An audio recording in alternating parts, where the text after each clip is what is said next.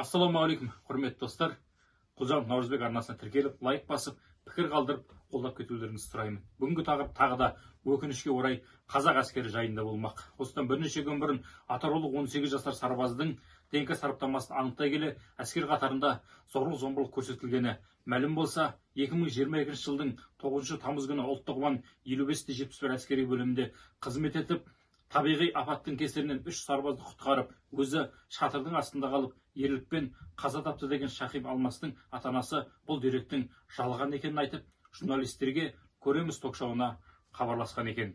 Анасының және әжесінің айтуынша Алмастың денесінен 3 пышақ жарақаты, 23 дене жарақаты және взвод командирінің Алмастың телефоны арқылы несие рәсімдегені мәлім болған. Бағдарлама барысында әскерилер 9 тамыз күні 7 мен 9 арасында аяқ астынан көз аштырмайтын жел тұрып, боран болып, жаңбыр жауып, найзағай орнап, апаттың кесірінен қайтыс болды десе, журналистік зерттеулер Қазгидрометтің айтуынша және Жетіген тұрғындарының айтуынша ол күні көз аштырып, шатыр құлататындай жойқын дауыл болмаған. Істің ақ-қарасының әділ болуын талап етеміз. 9 ай 10 күн көтеріп, қанаттағы қақтырмай, тұмсықтағы шоқтырмай өсірген ата-аналар балаларының әскер қатарына барып, біреулерден зорлық-зомбылық көрген болмаса, несие рәсімдеуге жібермейтіні анық.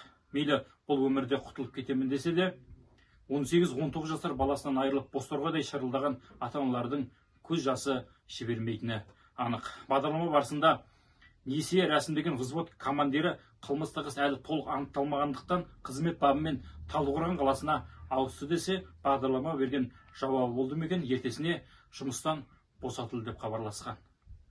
Қазақ елі аман болсын, жас сарбаздар үйлеріне аман есен оралсын.